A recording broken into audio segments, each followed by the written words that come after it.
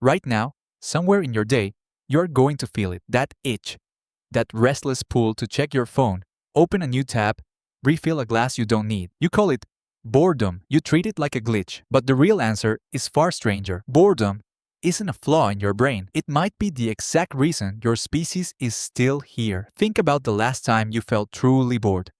Not tired, not sad, just empty, waiting for something to happen. Your fingers probably moved before your mind decided anything, toward a screen, toward a snack, toward anything that wasn't stillness. That reflex feels modern. It isn't. In 2014, a psychologist named Timothy Wilson ran an experiment that became famous for how uncomfortable it made people. He asked participants to sit alone in a room with nothing to do for just 15 minutes.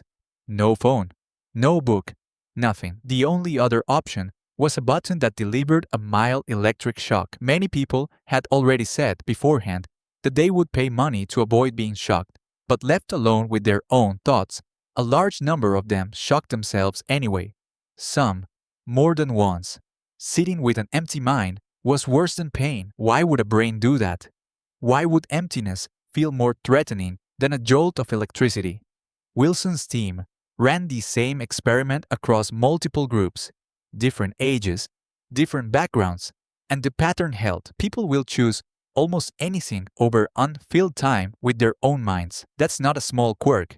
That's a signal about how deeply your brain resists stillness. To understand that, you have to go back, not centuries, hundreds of thousands of years. Picture an early human on the African savanna.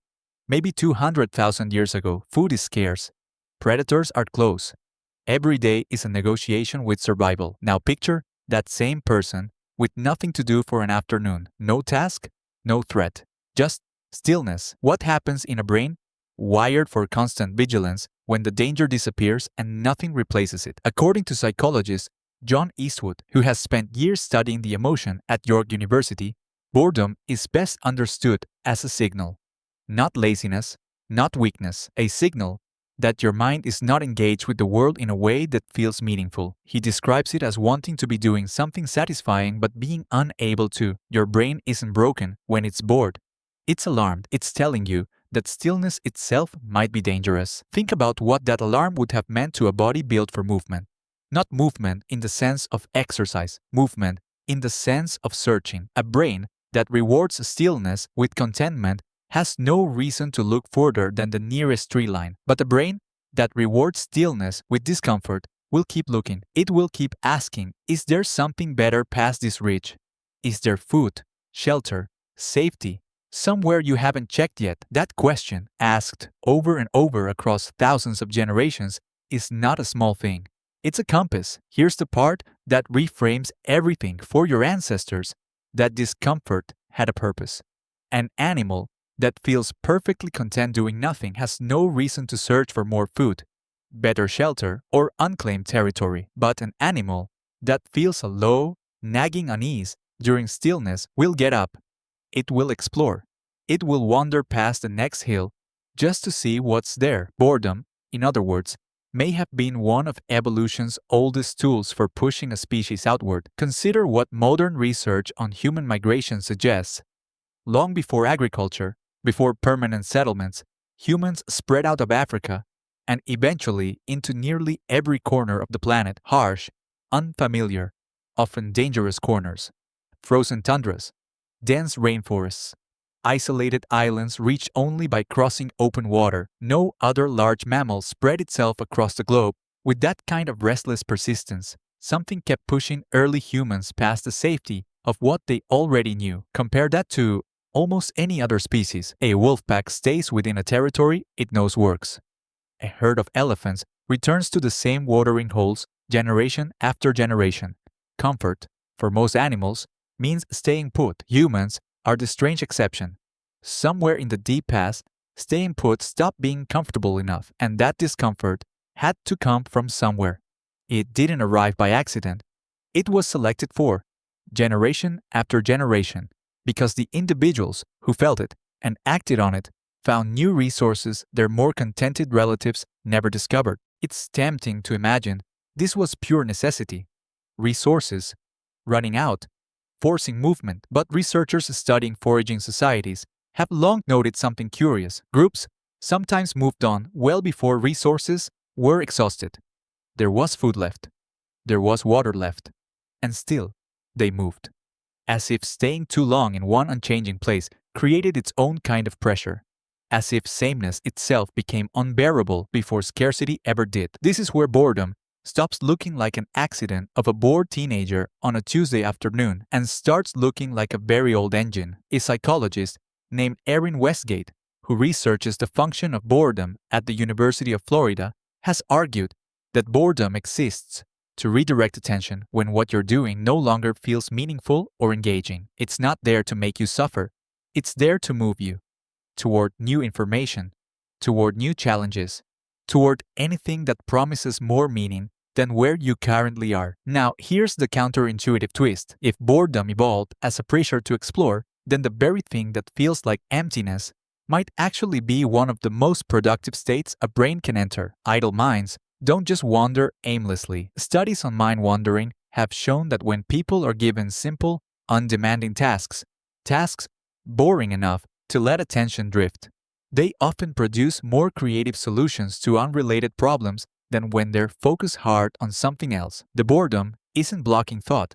It's clearing space for a different kind of thought, one that doesn't happen when you're absorbed in a screen. Psychologist Sandy Mann, who has studied boredom's effects for years, found something similar in her own research. Participants given a deliberately dull task before a creative exercise outperformed those who went straight into the creative task. The dull task didn't waste their time.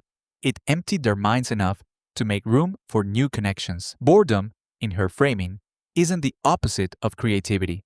It's often the doorway to it. Your brain, when it isn't fed constant stimulation, starts generating its own. That changes what you're actually looking at. Every time you feel that itch to check your phone, you're not just avoiding discomfort.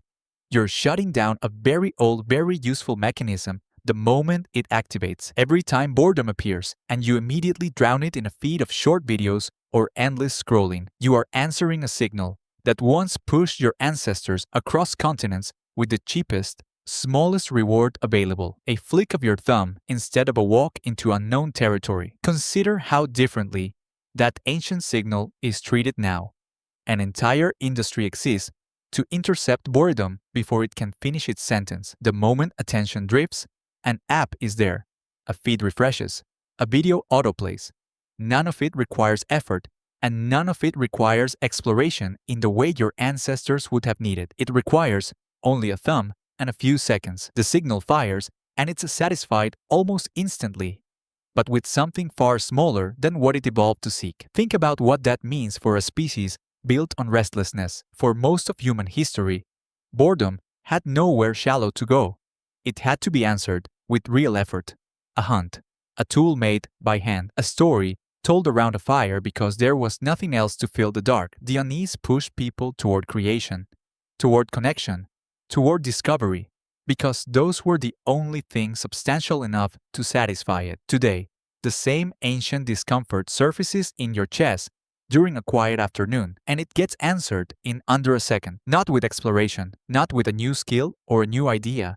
With a notification, the signal fires exactly the way it always has, but the response it gets is smaller than anything it was designed for. This is worth sitting with for a moment. Uncomfortable as that sounds, what if the boredom you rush to escape is not something to eliminate, but something to actually listen to? What if that low hum of restlessness, the one that makes you reach for your phone 20 times an hour, is still trying to do its original job? Still trying to push you toward something bigger than a scroll? Some researchers now suggest that reclaiming boredom, letting it sit unanswered for even a few minutes, can restore some of that original function. Letting the mind wander without immediately filling the gap has been linked to increased creative problem solving and a stronger sense of long-term goals. Not because boredom feels good, it rarely does, but because discomfort was never the enemy. It was the mechanism